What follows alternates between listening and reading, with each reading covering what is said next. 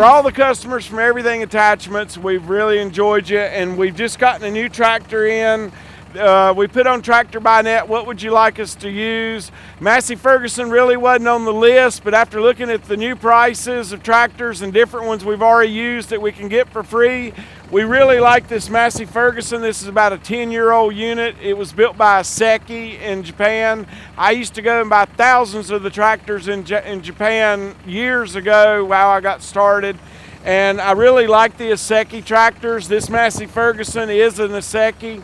And I just want to show you something about air pressure that I've learned real quick here. Might help you in the future to get better traction. As you can see, the front tires pretty much have pavement marks all the way across them, and you're always going to end up with more pressure in the front than you are the back because of the cubic air that's in them. There's not as much in the front. The back will require a lot less pressure. A tractor like this with these big tires will probably be in the 12 to 15 pound range, but what I always do is we've put the valve at the top so we're not going to let out any of the water because these are water-filled tires. But as you can see, this tractor was just washed. The last 4 inches of both sides of this tire aren't even touching the ground. So what you want to do is put a bar at the bottom, which you can clearly see I can put my hand under, and then let the pressure out until it touches. Regardless of what the pressure is, that's going to be the right place in case this has got some water shooting up. When I get down to where that touches, it'll be right.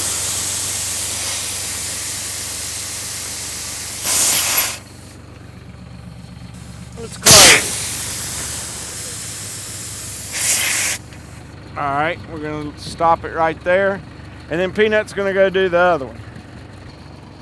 So this is our new rotary cutter that we're going to do a video on here in a minute in that field, but we're going to take you to one that is not assembled yet so we can show you some of the positives.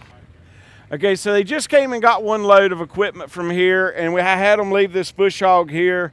This is like it comes out of the factory and goes to our business in downtown Newton to be fully assembled and shipped from. And I'm going to tell you some of the things we've done. This looks similar to a Land Pride deck with a 65 horsepower gearbox, but there's two big differences. One, theirs is rolled on the back with a big machine, which I don't have the money for the quantity that we do here like Land Pride does. So we do cut the dome in the same radius, gives you the best turnaround, the best strength, and the best mulching because it keeps the blades near the edge where it can mulch the most. We make up for our strength because a Land Pride is only welded on the outside of where that roll is. We weld on the inside and the outside. We don't do any stitch welding. All of that channel is fully welded from one end to the other. The plate is welded from one end to the other. And with all the underneath welding, which no other cutter does, we just simply gain more strength. This is 10 gauge, which is actually thicker than 11 gauge, which is similar to what the Land Pride is using. Now, we put a 75 horsepower gearbox on ours. Land Pride uses a 65 horsepower gearbox. Probably no big deal there. It's got a nice big Land Pride casted in theirs. Ours doesn't say anything. If you buy enough gearboxes, you can get any name you want put on these things. Unfortunately, the gearboxes all pretty much come from China, but we buy the best quality, regardless of the brand you pick, and you think it's American brand or not, you're going to end up with some Chinese components simply because they're not made here in the U.S. So the 75 horsepower gearbox that we use is on a 1/2 inch thick plate. Most everyone else's is considerably less than that.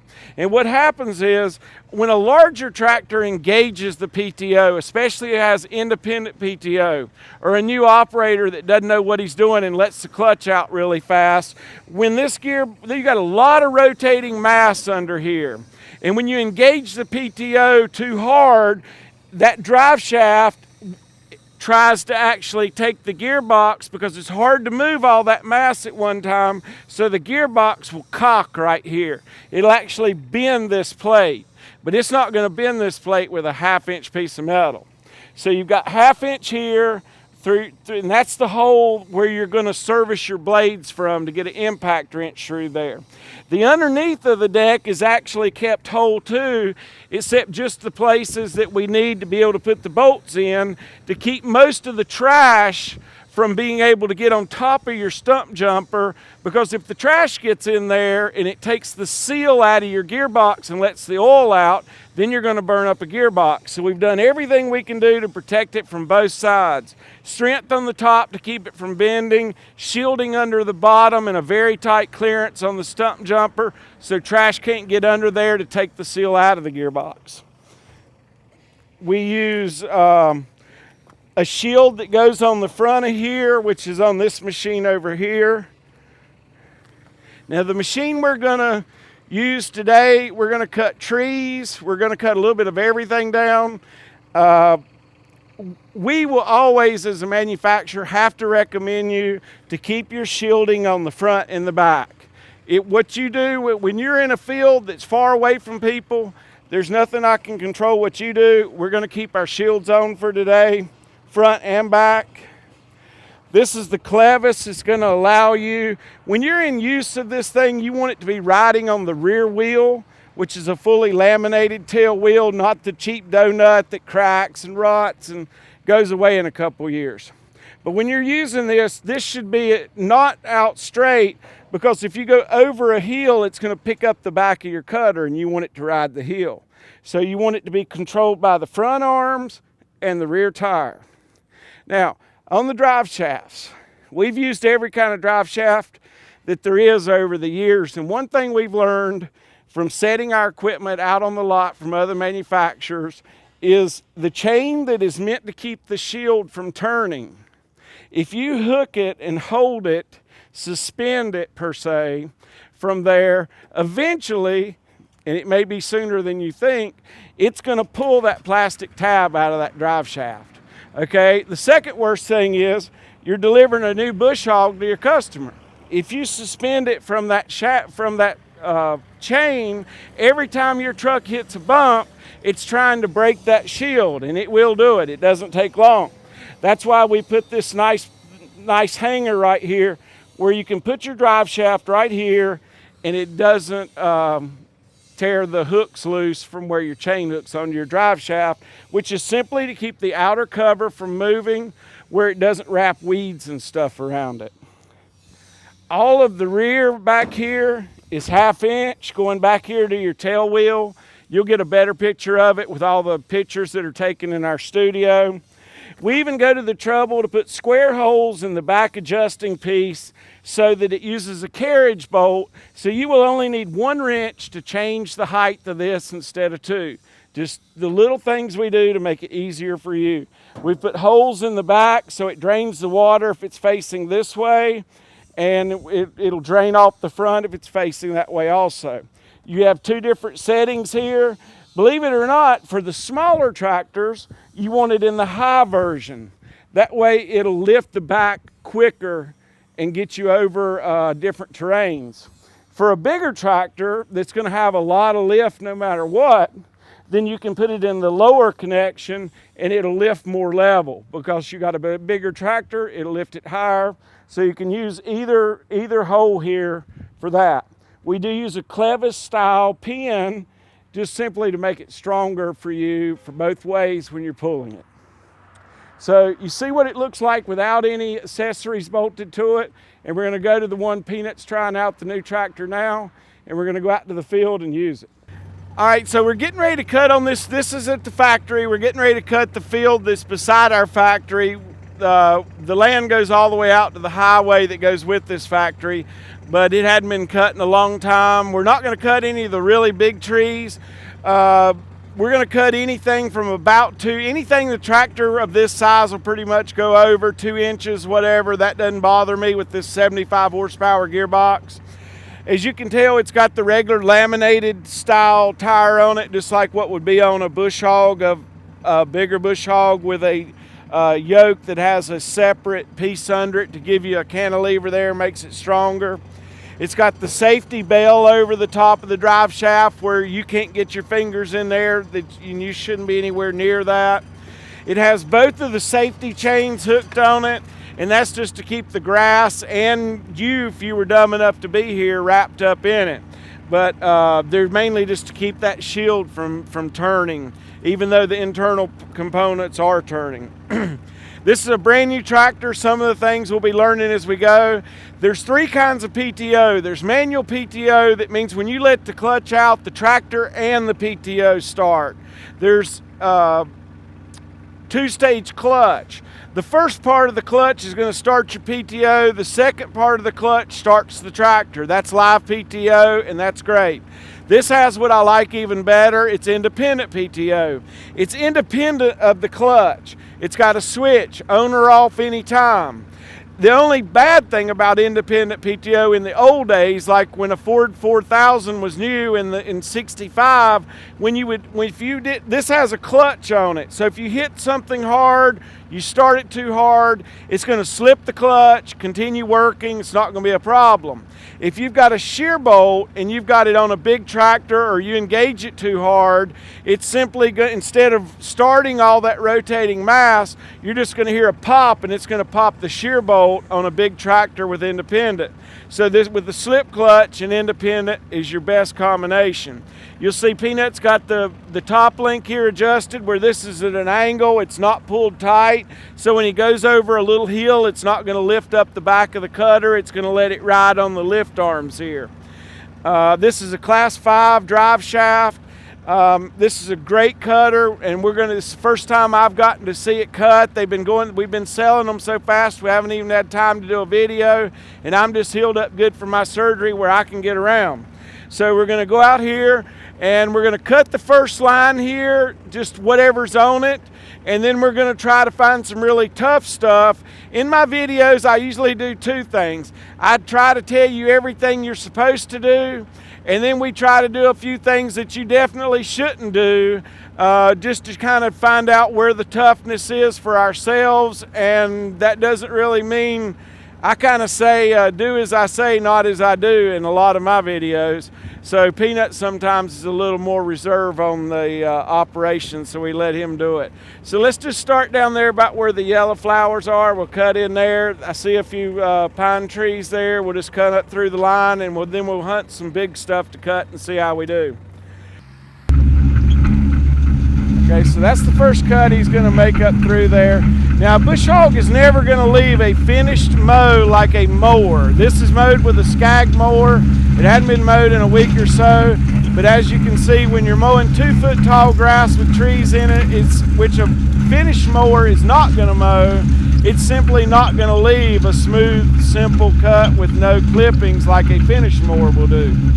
Mainly because the blade tip speed is much lower, but it has a lot more rotating mass. It'll take down those 1- and 2-inch trees with no problem. You should never have people anywhere near your cutter while cutting, and those bands that are on it should be left on really all the time for safety, especially around children, cars. You know, that thing can throw rocks and sticks 50 feet or more.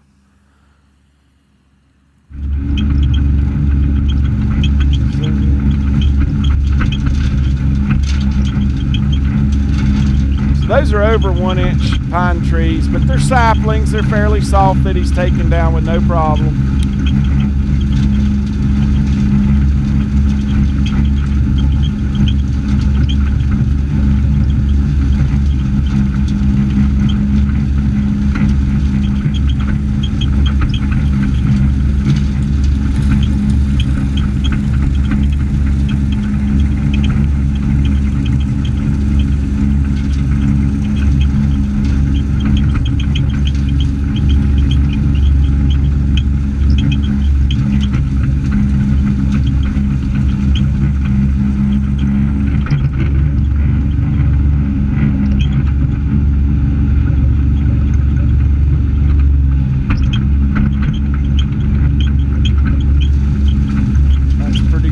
Little pine tree there he's going to take down.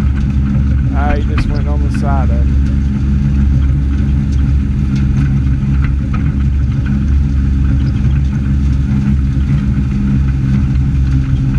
So what we're gonna do is we're gonna go in here and find some really rough stuff and just dive right into it to give you an idea of what it will do without any problem.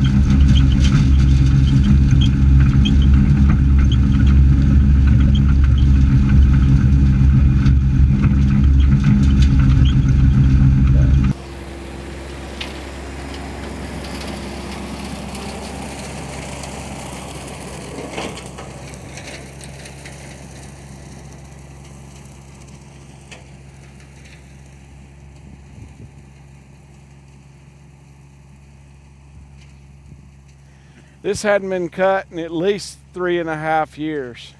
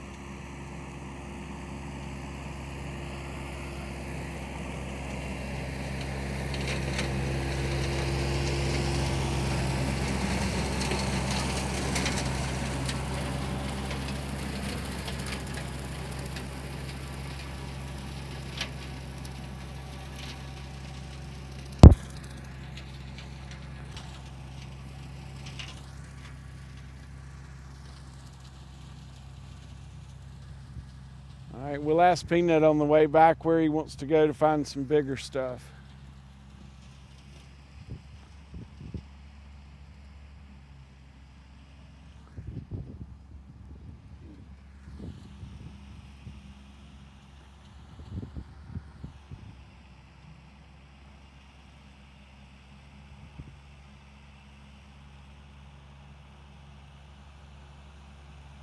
And we're going to cut the whole field before it's over with, but you're not going to enjoy watching that. We're going to go in here and get some of the bigger stuff.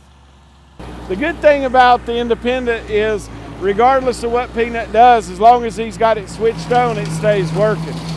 Go ahead and shut it off, and let's go find something big. Okay, so Peanut's just going to cut up through here. Okay. He's just we don't know exactly what's in there. We've never mowed it, but we're gonna figure it out. Now you heard that engage. That was a pretty hard engage. He's at full RPMs. And the reason he was able to do that with an independent clutch is because of the slip clutch. I see at least a 2-inch there he went over. Sounds a little rough.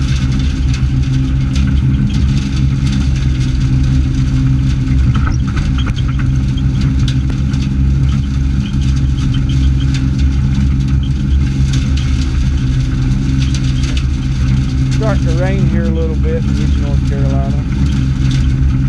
Fall's hit, it's down to 60 degrees. Other than the rain, we couldn't have picked a better day.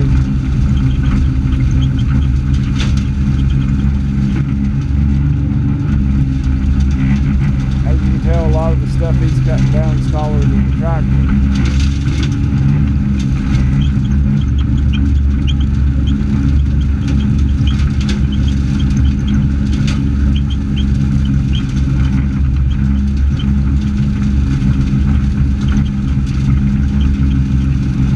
Worst thing about this, and you really should know your land before you cut, is you can fall into a big hole or something like that, and seriously get hurt. A Peanut does have rollover protection and a seatbelt on, but still, just to be safe, this is not the greatest thing to do.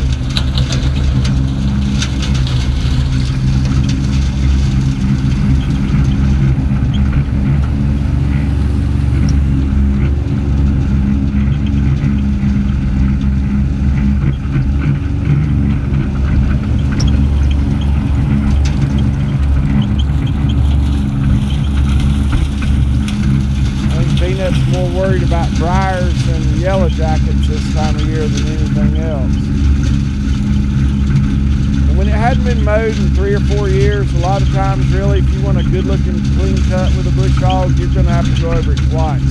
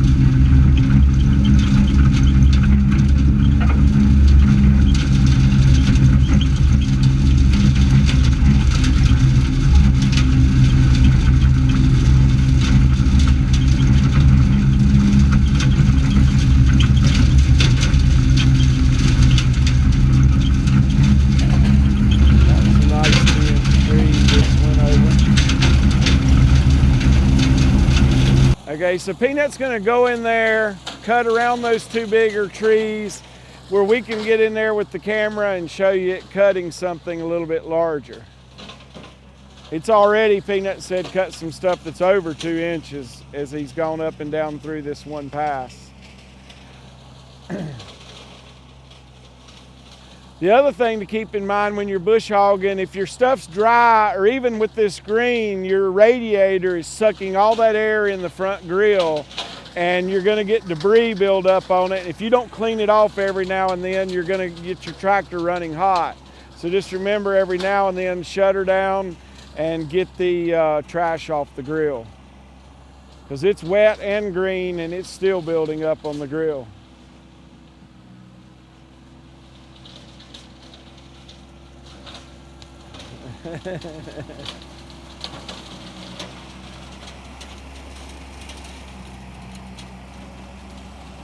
So far I looked at the front and rear shields, we haven't bent anything.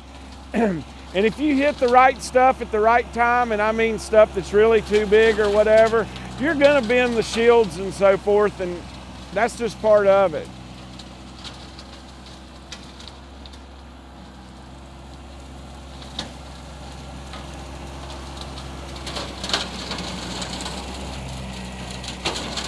We use our equipment like real work. We don't really care if we scratch it or put a little dent in something. And that way we can show you what you can do if you need to. Okay, so Peanut's collected a few big sticks here. And if they were down, we would have gotten them chopped. And what helps it chop more is if we had to remove that front band, but what we're not gonna do for safety right now. We have bent that band just a little bit. It ain't gonna hurt a thing. The rear shielding, it doesn't have a single bend on it. Everything maintained. There's no wobbling or out of balance on it, so that tells me that everything with the stump jumper and the blades and everything are good. I think that 75 horsepower gearbox will take about anything this tractor is gonna dish out. We also make a 48-inch cutter, which we'll do a video on it with our smaller tractor later. On our smaller cutter, when you get to this size tractor, this is about the size tractor when you need to switch from a 4-foot to a 5-foot. We will be making a 6-foot cutter later, but that's a lot less volume than the 5-foot cutter. So give us to the next season and we'll definitely have it out. We do ship from Fred Kane, a couple other suppliers, bigger cutters up to 8 feet, can still go motor freight.